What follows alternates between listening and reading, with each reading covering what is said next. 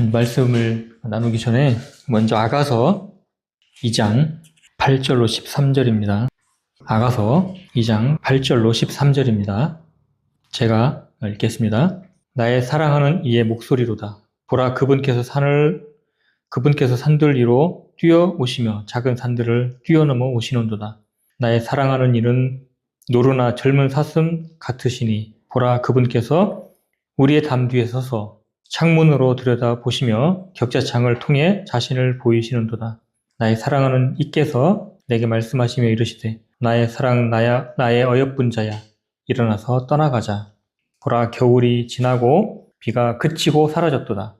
땅에는 꽃들이 나타나고 새들이 노래하는 때가 이르러 맷 비둘기 소리가 우리 땅에 들리는구나. 무화과는 푸른 무화과를 내며 연한 포도가 달린 포도나무는 좋은 향기를 풍기는구나. 나의 사랑, 나의 어여쁜 자야, 일어나서 떠나가자. 주님의 다시 오심을 노래한 장면입니다. 주님께서 다시 오셔서 우리를 향해서 나의 어여쁜 자야, 일어나서 떠나가자. 그렇게 말씀하실 때가 곧 이루어질 것입니다. 그래서 이제 이 장면을 놓고 우리가 이제 주님의 다시 오심, 주님의 공중재림을 이제 이야기를 할 때 이 시기가 이제 5월에서 한 6월 중순 이내 정도로 이렇게 추정을 합니다.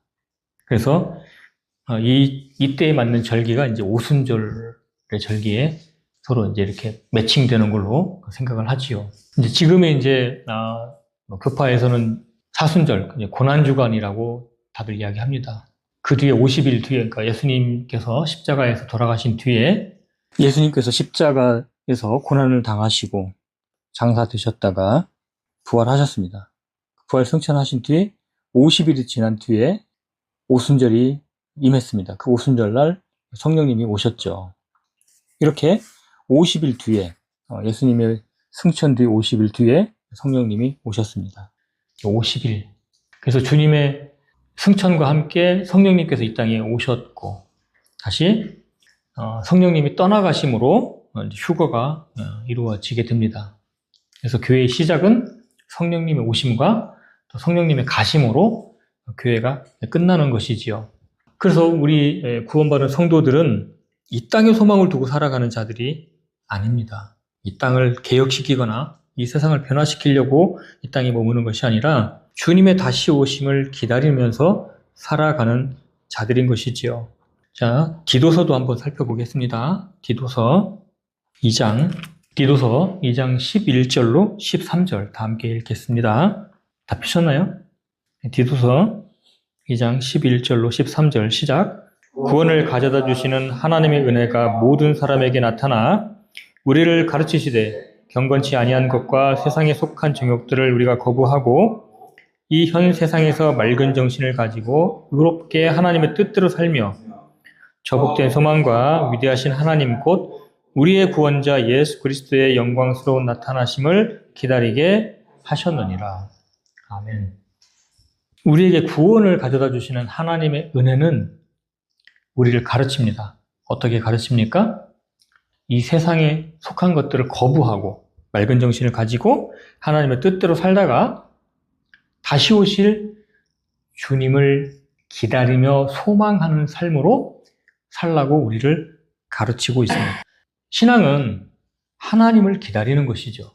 신앙은 주님을 기다리는 것입니다. 그래서 지난번에 제가 주를 기다려라 라는 제목으로 한번 말씀을 드린 적이 있어요. 오늘도 이어서 주를 기다려라 라는 제목으로 말씀을 드리려고 합니다. 주를 기다리는데 어떻게 기다려야 되나? 우리의 태도와 방법은 어떠해야 되는가? 그래서 주님을 기다리는 태도와 방법에 대해서 말씀을 드리려고 합니다. 자, 시편 27편으로 가겠습니다. 시편 27편 14절입니다. 다 함께 읽겠습니다. 시작.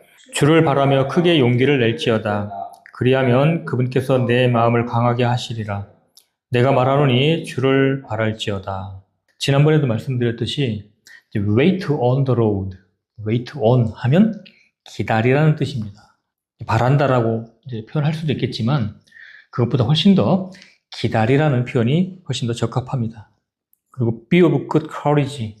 good courage 하면 이제 크게 용기를 내다라고 행정적으로 되어 있지만 선한 용기를 내라. 그것이 이제 선하다라는 뜻입니다. 그렇게 하나님을 기다리고 선한 용기를 내면 그리하면 He shall strengthen thine heart. 그리하면 그분께서 너의 마음을 강하게 하시리라. 그렇게 되어 있습니다. 지난번에 제가 주를 기다리라는 주제로 말씀을 드린 적이 있는데, 그때 제가 성경에서 기다림이라는 주제가 우리 성도들에게 굉장히 중요하고 매우 필수적이다라는 것을 개괄적으로 말씀을 드렸습니다.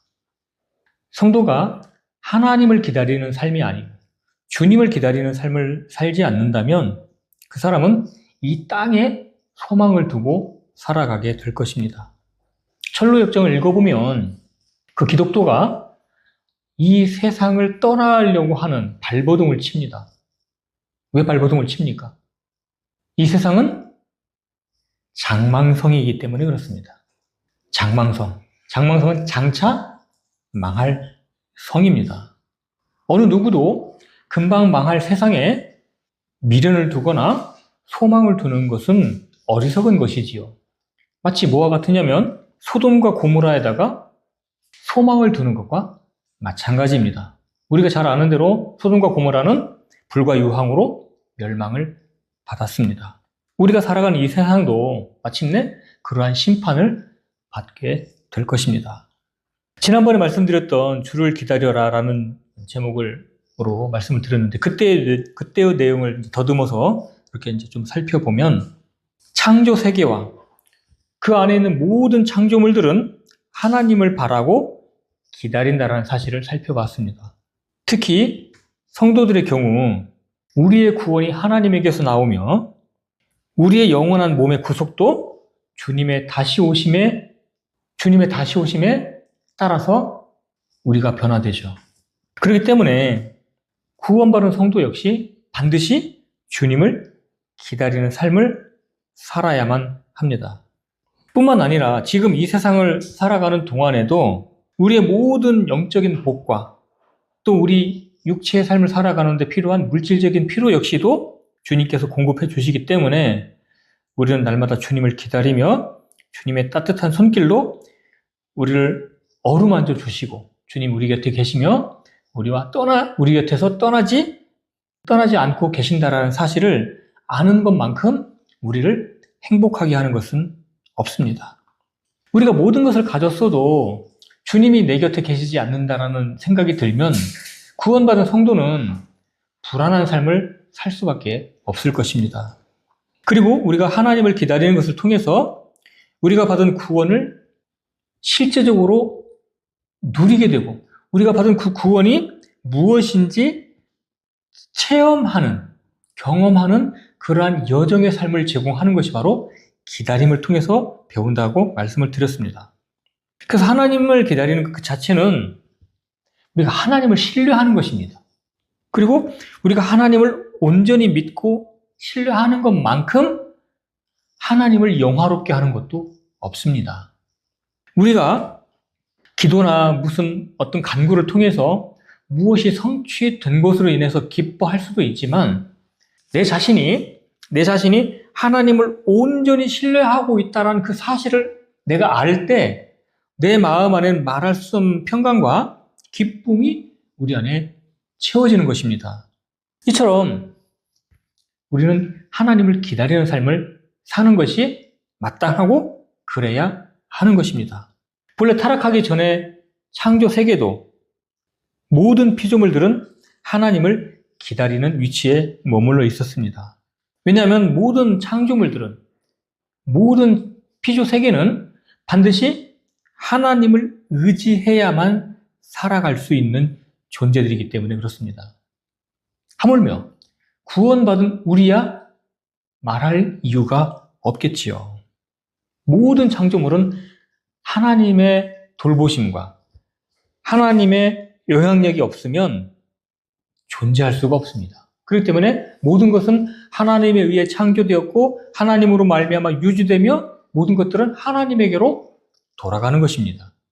이것이 하나님께서 원래 창조하신 창조의 목적과 순리인 것입니다. 그러면서 마지막으로 제가 말씀드렸던 내용 중에 하나가 우리는 기다림을 통해서 더 깊이 하나님을 신뢰하는 방법을 배워야 한다고도 말씀드렸습니다. 피조물인 우리가 또 구원받은 우리 성도들이 불안해하고 염려하는 근본 원인이 무엇인가요? 그것은 하나님을 온전히 신뢰하지 못하기 때문에 그렇습니다.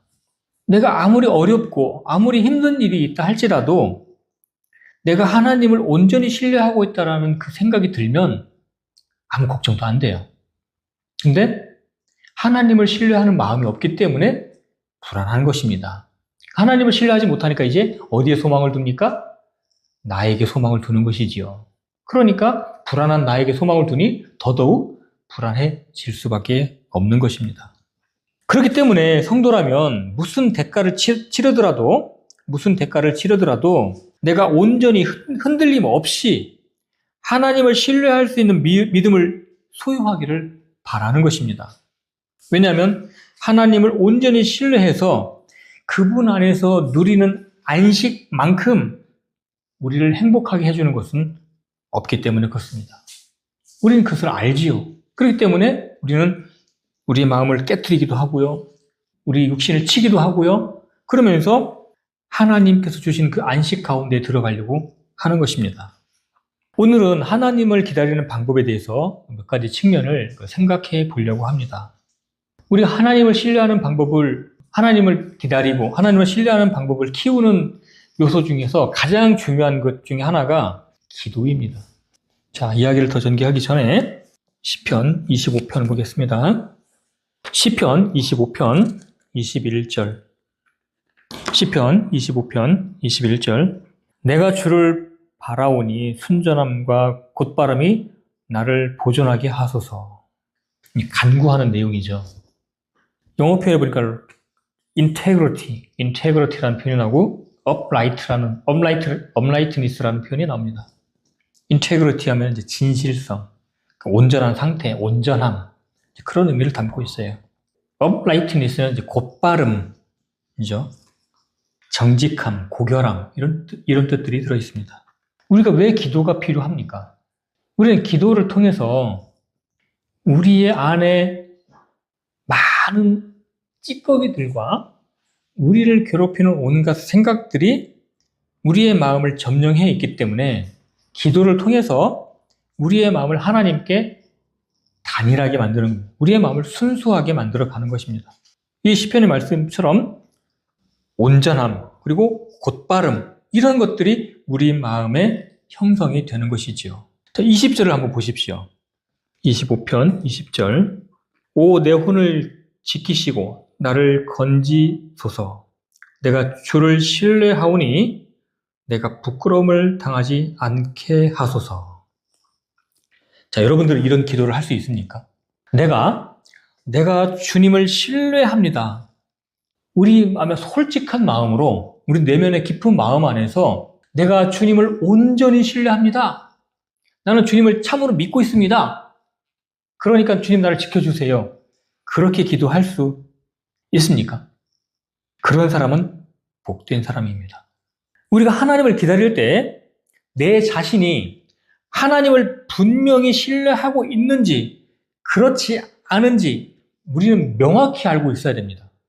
하나님도 신뢰하고 나도 신뢰하고 형편도 신뢰하고 그렇게 분산된 마음이 있다면 우리는 하나님을 온전히 신뢰하고 있는 것이 아닙니다. 이처럼 우리는 하나님을 기다릴 때 내가 하나님을 기다리고 있다라고 하는 분명한 인식이 있어야 되는 것입니다. 그래야 하나님께 주님, 제가 주님을 기다리고 있음을 주께서 아십니다. 그렇게 말할 수 있어야 된다는 것이죠. 이처럼 우리가 하나님을 분명히 신뢰하고 있고 그리고 주님을 기다리고 있다라는 확신을 내 안에 갖는 것은 굉장히 중요합니다. 왜 그렇습니까? 내가 하나님을 기다리고 있을 때, 하나님을 신뢰하고 있을 때 우리는 다른 것에 기대를 두지 않게 되고 하나님만을 소망하게 되기 때문에 그렇습니다. 그리고 우리가 하나님을 온전히 신뢰하고 있다는 것을 아는 것이 왜 중요합니까? 성경에는 하나님께 나아가는 자는 하나님께서 계신 것과 또 하나님을 신뢰하는 자들에게 상을 주신다고 되어 있기 때문에 그렇습니다. 이러한 진리를 붙들고 제가 주님을 신뢰하고 있사오니 제가 부끄러움을 당하지 않게 해주세요. 라고 강력하게 기도할 수 있게 되는 것입니다. 우리가 이렇게 하나님을 기다리고 있는 것, 하나님을 신뢰하고 있는 것, 이것이 우리 마음 안에 잘 정리가 안 될 때 우리는 기도로서 그러한 것들을 만들어 가야 된다는 것입니다. 이렇게 계속 기도를 드리는 동안에 우리의 마음이 하나님 앞에 다가가기 때문에, 하나님 그 전능자 앞에 다가가기 때문에 우리의 마음이 더 정직해지고 더 진실된 마음으로 변화되어 갑니다. 기다리면서 기도하는 삶을 통해 우리 안에 계신 성령님께서도 우리가 하나님께 받아들여지도록 우리의 마음을 예비하시고 또 우리가 어떤 마음의 상태가 되어야 되는지를 성령님께서 인도해 가실 것입니다. 이러한 기다림 속에서의 우리의 기도는 우리를 점점 더 하나님 앞에 온전한 자로 예비시켜 주신다는 것입니다. 그래서 기도를 많이 하는 사람들은 하나님을 기꺼이 만날 수 있는, 기꺼이 뵐 수 있는 그러한 마음의 상태로 점점 준비되어 간다는 것입니다. 그래서 점점 변화돼서 우리도 다윗처럼 고백할 수 있는 믿음의 상태가 된다면 참으로 좋겠습니다. 자, 뒤로 좀 넘겨서요. 시편 26편 1절. 오 주여, 내가 순전함 가운데 걸었사오니 나를 판단하소서. 내가 또한 주를 신뢰하였사오니 그런지 미끄러지지 아니하리이다. 주님, 제가 순전함 가운데 걸었습니다. 주님, 제 마음을 판단해 주시옵소서. 이렇게 말을 할 수 있다면 그 사람은 정말 복된 사람이죠. 주님, 제 마음을 판단하시고 제 마음을 샅샅이 한번 뒤져보세요. 그러면은 여러분들 마음에 뭐가 나옵니까? 부끄러운 게 나옵니까? 순전함이 나옵니까? 정직함이 나옵니까? 진실함이 나옵니까? 진리가 나옵니까? 이렇게 고백할 수 있고 이렇게 기도할 수 있다면 그 사람은 참으로 복된 사람인 것이지요. 솔직히 냉정하게 생각을 해보시죠. 우리의 정직함이나 우리의 의로움이라는 것이 우리를 하나님 앞에 세울 수 있나요? 솔직히? 우리의 정직함, 우리의 순전함은 솔직히 누더기와 같을 겁니다. 걸레와 같을 거예요. 우리가 순전함 가운데 걷고 정직함 가운데 걷는 것 그 자체가 우리를 하나님 앞에 받아들여질 수 있는 기준이 되는 것은 아닙니다. 우리를 하나님께서 받아주실 수 있는 유일한 기준은 예수 그리스도의 보혈 말고는 없어요.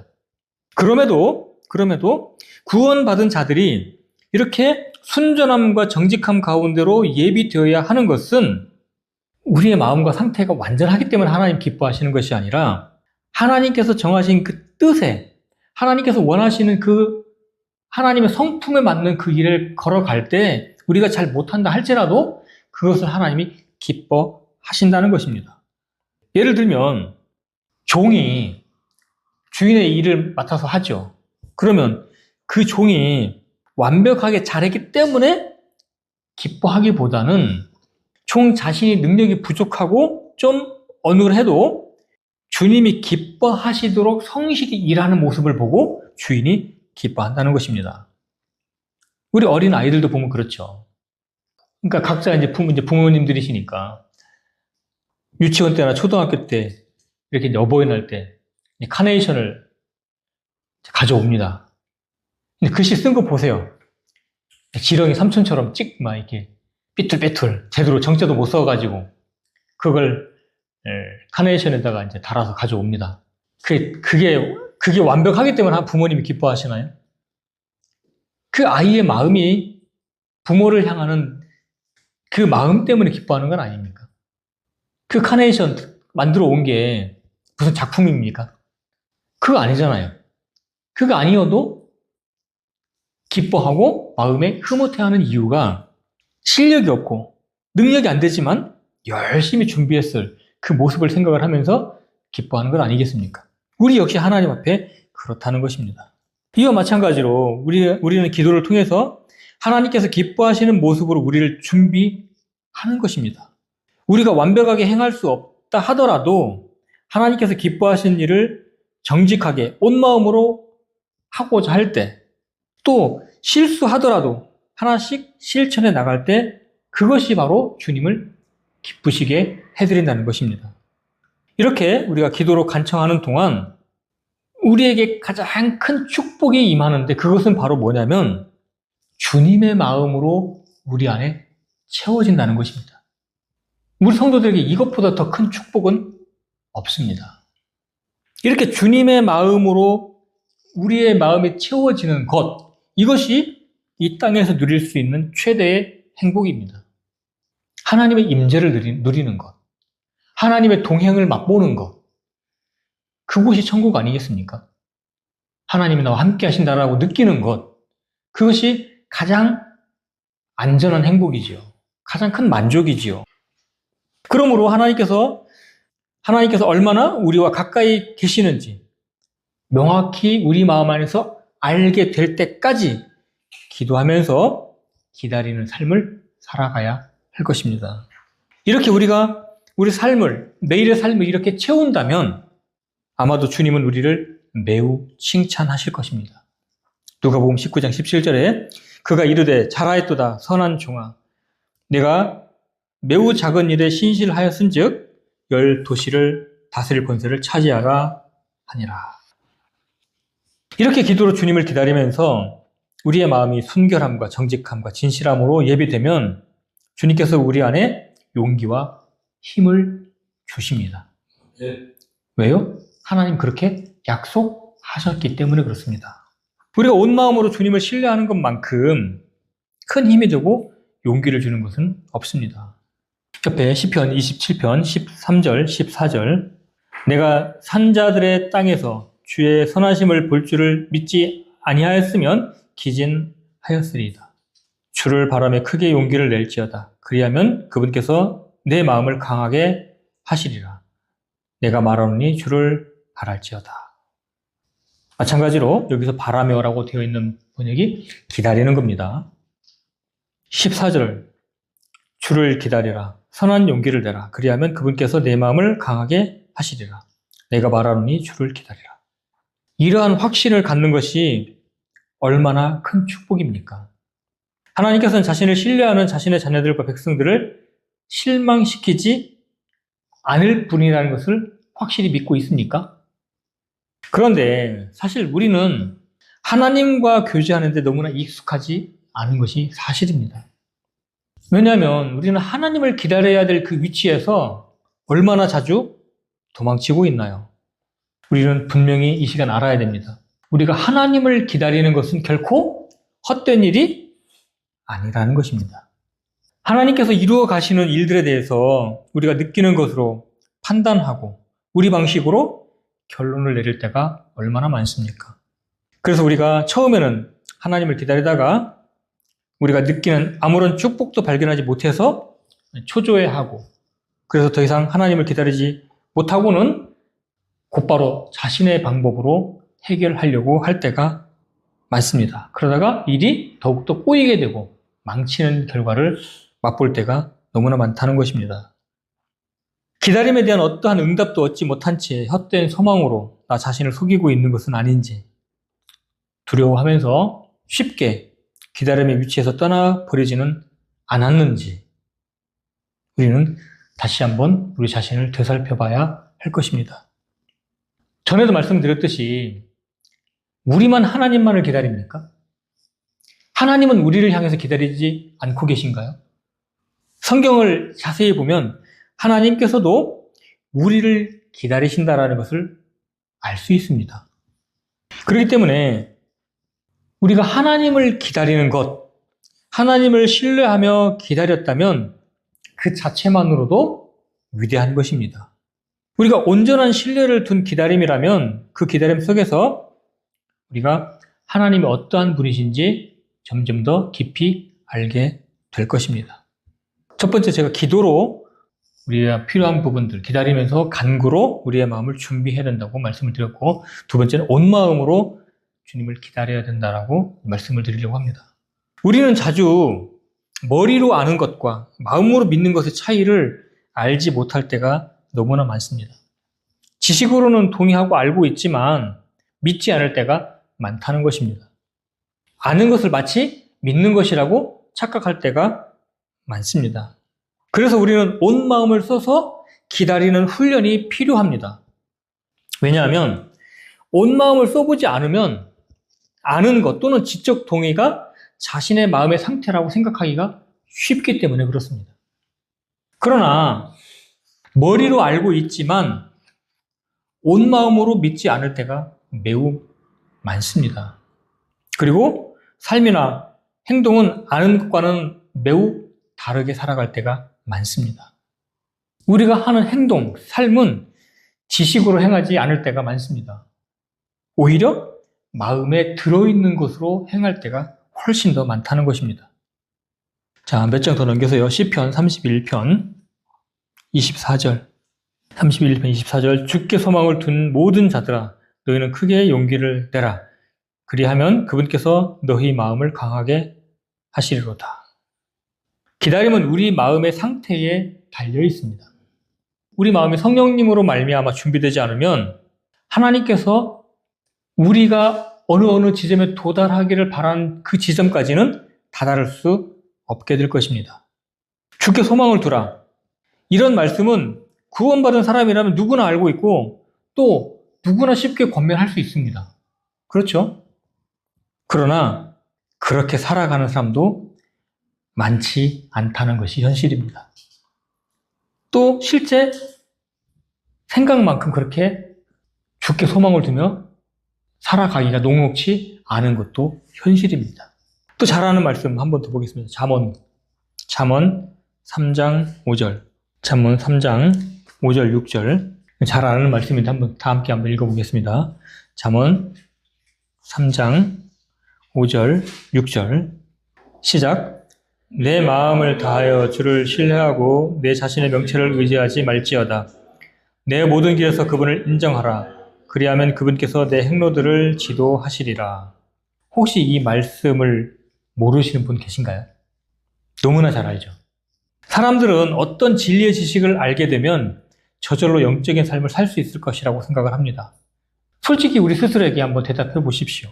영적인 진리를 이전보다 훨씬 더 많이 알게 되었을 텐데 알게 된 것만큼 영적인 삶을 살고 계신가요? 우리의 실제 삶을 지배하는 것은 지식이 아니라 마음에 달려 있습니다. 제가 경제학을 전공을 했는데 경제학을 대하는 아주 유명한 어떤 표현이 있습니다. 냉철한 머리, 뜨거운 가슴. 혹시 들어보셨습니까? 영어 표현으로 보면 cool head, warm heart. 혹시 누가 이 말을 했는지 아십니까? 이 말은 영국의 경제학자 알프레드 마샬이라는 사람이 경제학과 교수로 취임하면서 취임 연설에서 한 말입니다. 거의 경제학을 대표하는 표어처럼 인식되는 표현입니다. 냉철한 이성을 가지고 경제를 바라보되 항상 마음속에는 뜨거운 열정과 감정을 지니고 있어야 된다는 그 취지로 이야기를 한 것이지요. 이처럼 우리의 삶을 변화시키는 요소는 두 가지 요소가 있습니다. 첫 번째는 이성이죠. 그런데 그 이성과는 별개로 우리의 마음속에 무엇이 채워져 있느냐에 따라서 우리의 삶이 달라집니다. 아무리 많은 성경 지식을 머리에 담아 두었다 할지라도 그것들이 우리 내면의 삶을 주관하는 마음의 영양분이 되지 않는다면 우리는 지식과 상관없는 삶을 살게 될 것입니다. 그래서 성경 말씀을 묵상해야 되고 묵상한 말씀들이 우리 내면 안에서 자유로운 행로를 얻도록 기꺼이 성령님께 내어드리지 않는다면 우리는 영적인 삶을 살 수 없을 것입니다. 그리고 기꺼이 순종하려고 마음을 정해야 됩니다. 그렇지 않으면 실천하는 삶을 살 수가 없을 것입니다. 방금 읽었던 잠언 3장 5절의 말씀, 내 마음을 다하여 주를 신뢰하고 내 자신의 명체를 의지하지 말지어다. 이 말씀을 압니다. 근데 이 말씀이 참으로 무슨 뜻인지 우리 안에서 확실히 알 때까지 기도하면서 기다려야 됩니다. 왜냐하면 인간이 하나님을 믿고 그분과 접촉하게 되는 것은 마음을 통해서 가능하기 때문에 그렇습니다. 우리의 이성이나 명철은 우리의 내면 곧 우리의 마음이 하나님으로부터 무엇을 얻어야 할지에 대한 정보를 제공해 주지만 그 자체만으로는 결코 우리를 믿음으로 살게 하지 못한다는 것입니다. 물론 알게 된 지식으로 어느 정도는 전진하고 실천할 수 있을 것입니다. 그러나 머지않아서 한계를 느끼며 쉽게 좌절하게 될 것입니다. 앞에서 읽었던 잠언과 시편 말씀처럼 우리의 마음을 다하여 주를 신뢰하고 주께 소망을 둘 때 주께서 우리 마음에 힘을 주신다는 말씀을 우리는 온전히 신뢰해야 됩니다. 왜냐하면 우리가 마음을 다하고 힘을 다한다고 해서 우리가 그 일을 감당할 수 있는 것들이 아닙니다. 하나님께서 우리에게 힘을 주셔야 할 수 있는 것입니다. 그렇게 우리가 온 마음으로 주님을 기대하고 신뢰할 때 은밀히 일하시며 조용히 주님 자신을 우리 안에서 나타내 주시는 주님께서 일을 하실 것입니다. 그때 주님으로부터 밀려오는 감동과 축복, 확신은 우리를 행복하게 할 것입니다. 그리고 내가 처한 어떠한 환경 속에서도 함께 하시는 그 주님이 계시기 때문에 우리는 넉넉히 이기는 삶을 살아갈 수 있는 것입니다. 이러한 기다림에 대한 하나님의 약속의 말씀을 붙들고 우리가 소망 가운데 기다릴 수 있는 이유가 무엇인가요? 자, 그 답을 찾기 위해서 시편 33편으로 가겠습니다. 시편 33편 18절로 20절. 보라, 주의 눈은 그분을 두려워하는 자들 곧 그분의 긍휼의 소망을 두는 자들 위에 있나니 이것은 그들의 혼을 사망에서 건지며 기근 중에서 그들을 지켜 살게 하려 함이로다. 우리 혼이 주를 기다리나니 그분은 우리의 도움과 우리의 방패시로다. 이 말씀처럼 우리의 눈이 그분의 긍휼의 소망을 두는 자들 위에 있습니다. 하나님의 눈이 어디에 있다고요? 주님의 긍휼의 소망을 두는 자들, 하나님께 소망을 두는 자들 위에 하나님의 눈이 머물러 계십니다. 하나님을 기다리며 우리가 하나님을 바라볼 때 하나님도 우리를 내려다보면서 우리의 눈과 마주치게 된다는 것입니다. 이것이 바로 하나님께서 자신을 기다리는 자들에게 베풀어 주시는 축복인 것입니다. 우리가 하나님을 기다릴 때 우리의 눈은 우리의 궁핍이나 필요한 것들이나 심지어 우리 자신에게서 벗어나 우리를 향하신 하나님으로 채워집니다. 우리는 자주 우리가 하나님을 기다리면서 우리의 궁핍이나 우리의 필요한 것들로 채워지는 것을 원합니다. 근데 그것보다 훨씬 더 큰 축복은 우리 마음이 하나님으로 채워지는 겁니다. 내가 필요한 것들이 안 채워진다 할지라도, 내가 해결해야 될 문제가 해결되지 않는다 할지라도 우리 마음이 하나님으로 채워지는 것이 가장 큰 축복입니다. 우리에게 모든 것들이 채워졌다 할지라도 하나님으로 채워지지 않는다면 그 무슨 소용이 있겠습니까? 이것을 배우는 것이 바로 기다림의 축복입니다. 이러한 기다림을 통해 우리는 참으로 하나님을 경배하며 그분의 사랑과 영광이 무엇인지 진정 알게 될 것입니다. 그리고 하나님은 그분의 전능하신 권능으로 우리를 보호하시고 우리의 필요를 채워주게 될 것입니다. 방금 읽었던 시편 33편 18절, 보라, 주의 눈은 그분을 두려워하는 자들 곧 그분의 긍휼의 소망을 두는 자들 위에 있나니. 여기 보면 서로 모순되는 단어들이 등장합니다. 두려움, 소망. 일반적으로 두려움과 소망은 서로 어울리지 않는 단어이죠. 서로 모순되는 단어입니다. 그러나 하나님의 임재와 그분을 경배하는 것 속에는 언제나 그것들이 모순이 아니라 조화를 이룹니다. 죄인의 위치에 있는 우리에게 하나님 자신의 영광과 거룩을 나타내시려면 우리를 향하신 사랑과 용서와 화해와 자비가 없이는 불가능하기 때문에 그렇습니다. 우리를 영광스러운 주님의 임재 속으로 들어 올리시기 위해서 주님은 한없이 낮아지셨고 겸손하게 되셨습니다. 그것이 있었기 때문에 우리를 하나님과 눈을 마주칠 수 있는 그러한 위치로 우리를 들어 올릴 수 있었다는 것입니다. 그러한 만남이 가장 극적으로 표현된 것이 바로 십자가이죠. 우리가 구원받기 전에 하나님 앞에 선다라는 것은 고통스러운 두려움일 것입니다. 절망의 두려움일 것입니다. 그러나 구원받은 후에 하나님 앞에 선다라는 것은 지극한 행복의 상태에서 하나님의 지존하심과 거룩하심 앞에 떠는 두려움인 것입니다. 구원을 받았다고 해서 하나님께 두려움이 없느냐? 아니요. 두려움이 있습니다. 우리가 지옥 가는 두려움이 아니라 하나님의 지존하심과 그분이 가지고 계신 무한한 정결함과 거룩하심 앞에 우리의 보잘것없는 인생이 서 있다는 걸 생각을 하면 한없는 두려움이 오는 것이 당연한 것이지요. 그리고 그분의 긍휼의 소망을 두는 자들 위에 있나니 우리가 참으로 하나님을 두려워하면 그 두려움으로 인하여 소망이 점점점 멀어지는 것이 아니라 오히려 우리의 소망을 더욱 자극하고 분명하게 만들어갑니다. 주를 두려워함으로, 하나님을 두려워함으로 우리 자신이 점점 낮아지면 낮아질수록 하나님의 긍휼은 더 커지고 하나님의 자비 외에는, 하나님께서 우리를 돌봐주시는 것 외에는 결코 소망이 없다라는 것을 더욱 깊이 알게 되기 때문에 우리는 한없이 하나님을 더 의존하게 될 것입니다.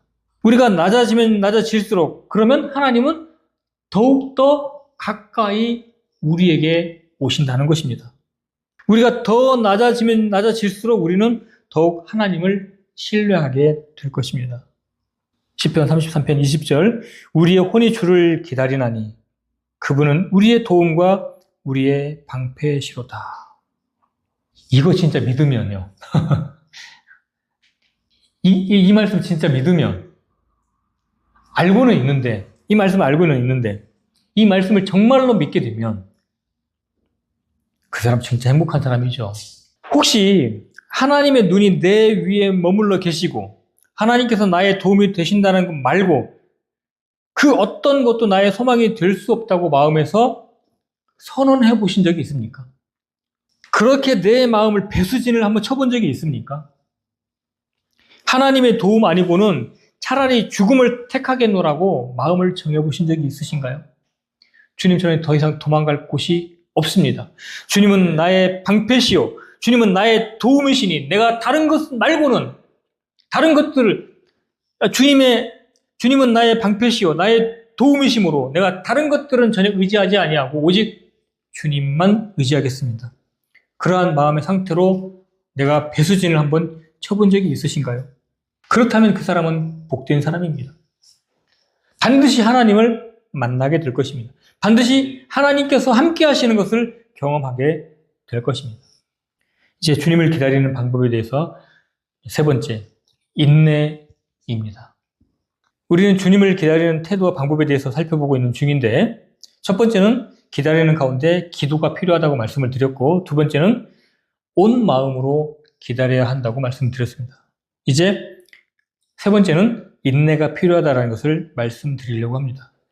자, 37시편 조금 더 넘겨서 37편 7절 주 안에서 안식하고 끈기 있게 그분을 기다리라.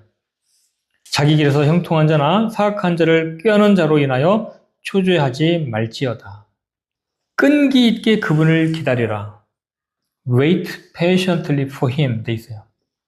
인내하며 그분을 기다리라. 성도들에게 인내가 필요하다는 것은 이미 잘 알고 계실 것입니다. 성경 곳곳에서 인내의 필요성을 강조하고 있지요. 히브리서 10장 36절에도 너희에게 인내가 필요함은 너희가 하나님의 뜻을 행한 뒤에 그 약속하신 것을 받기 위함이라. 야고보서 1장 4절에서도 인내를 온전히 이루라. 이것은 너희가 완전하고 완벽하여 아무것도 부족함이 없게 하려 함이라. 실제로 성경은 성도에게 인내가 필요함을 강조하고 있습니다. 그리고 이 오래 참음은 성령님의 열매이기도 합니다. 그리고 우리는 연약한 지체들이나 나를 힘들게 하는 사람들을 향해서 인내가 필요하다고 우리는 말하기도 하고 그렇게 교제를 하기도 합니다. 그러나 우리가 하나님을 기다릴 때에도 인내가 반드시 필요합니다. 우리가 하나님을 기다리는 동안에 우리는 얼마나 자주 인내하는 것에서 실패합니까? 하나님을 기다려본 사람은 자신이 참으로 참을성이 없다라는 것을 깨닫게 될 것입니다. 그리고 인내가 무엇을 말하는 건지도 알게 될 것입니다. 하나님은 우리가 원하는 바를 우리가 원하는 시기에 즉각적으로 응답하지 않을 때가 너무나 많습니다. 자, 로마서 9장 16절을 한번 보겠습니다. 로마서 9장 16절 함께 읽겠습니다. 시작. 그런즉 이와 같이 그것은 원하는 자에게서 나지 아니하고 달리는 자에게서 오직 긍휼을 베푸시는 하나님에게서 나느니라. 예, 로마서 9장 16절. 그런즉 이와 같이 그것은 원하는 자에게서 나지도 아니하고 달리는 자에게서 나지도 아니하며 오직 긍휼을 베푸시는 하나님에게서 나느니라. 우리에게 은혜를 베푸시는 것은 우리의 원함이나 뜻이나 욕구에 따라서 되는 것이 아닙니다. 오직 긍휼을 베푸시는 하나님에게서 나는 것입니다. 우리는 이러한 하나님의 주권을 인정해야 됩니다. 우리가 기다리면서 성경을 읽고 기도하고 인내하며 그분의 뜻 가운데 서 있는 것은 매우 영적이고 소중한 삶입니다. 그러나 그러한 것들은 우리가 겸손히 하나님을 기다리며 그분을 의존하게 하여 우리를 하나님 앞에 준비시키는 수단이지 그 이상은 결코 아닙니다. 무슨 말인지 이해됩니까?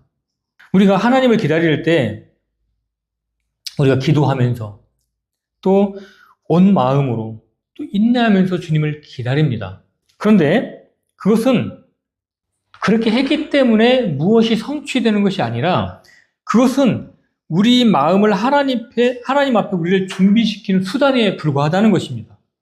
그 자체가 능력이 아니라는 것입니다.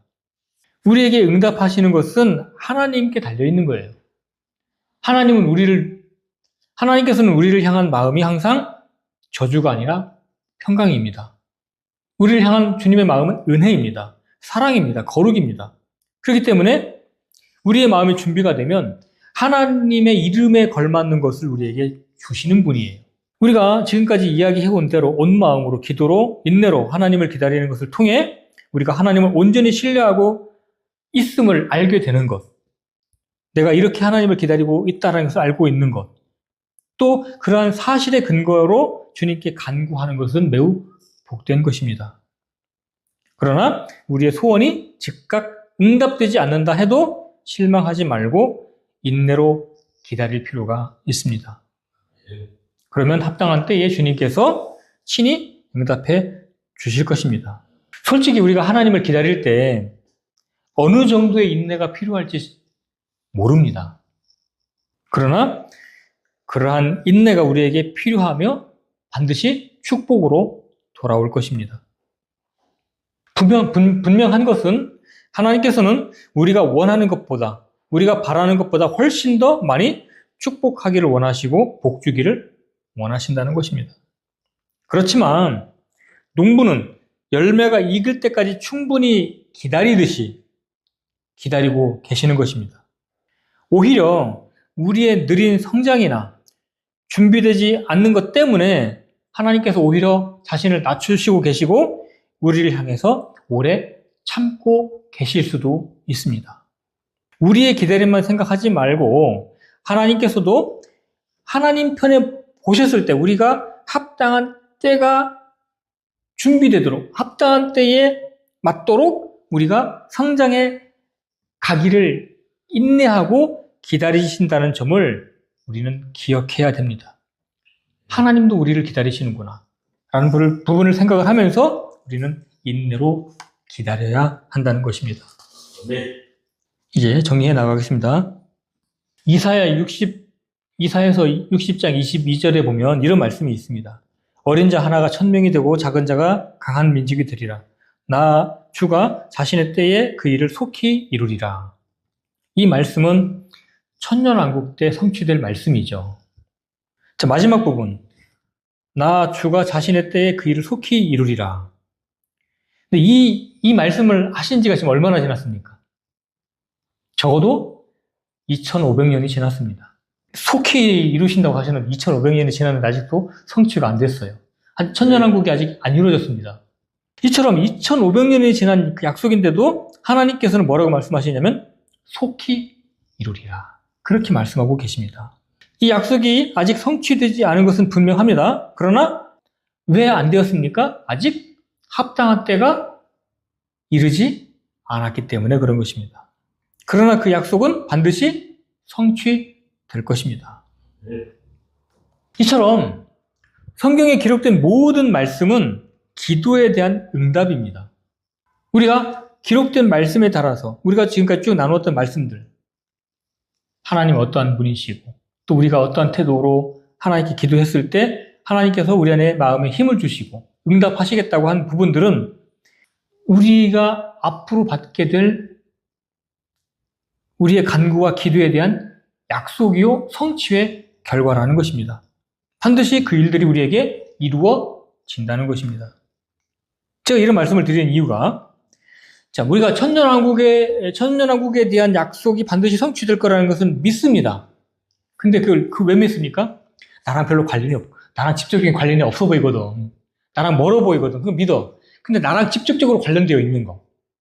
그 부분은 잘 믿음이 안 간다는 거예요.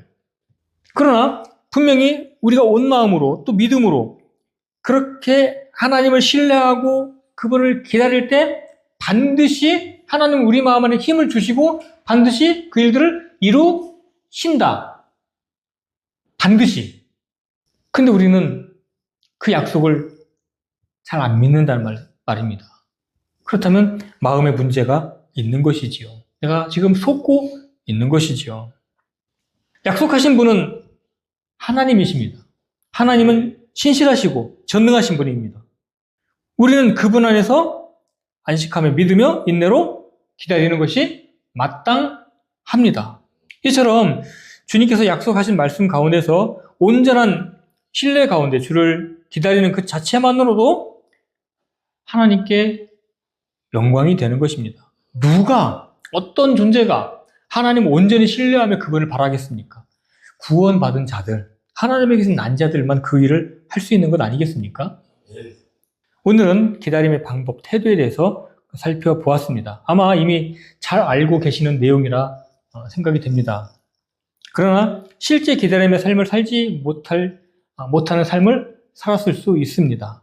이번 기회에 어떤 문제나 기도 제목을 가지고 인내로 하나님을 기다려보는 삶을 살아보기를 한번 마음을 딱 정해서 그렇게 살아보면 좋겠다는 생각이 듭니다. 더욱이 하나님께 더욱 가까이 나아가길 소망한다면 기다림은 매일의 일상의 삶이 되어야 할 것입니다. 자, 마지막으로 시편 37편 9절 보고 마치겠습니다. 시편 37편 9절 악을 행하는 자들은 끊어지려니와 주를 바라는 자들은 땅을 상속하리라. 이 구절에서 땅을 상속받으리라는 약속은 그 대상으로 대상이 되는 1차 대상은 바로 유대인들이죠. 유대인들이 다시 팔레스타인 땅을 회복할 것에 대한 약속입니다. 그러나 이 말씀의 영적인 적용은 주를 기다리는 자들, 주를 바라는 자들이 하나님께서 약속하신 것을 반드시 받게 될 것이라는 그 의미입니다. 그래서 하나님을 기다리는 삶의 축복을 실제로 누리는 우리 모두가 되길 소망합니다. 무엇보다 주님이 곧 오실 겁니다. 그렇기 때문에 우리는 매일의 삶 속에서 주님을 기다리는 삶을 살아가기를 바랍니다. 이상 마치겠습니다. 제가 기도 한번 드리겠습니다.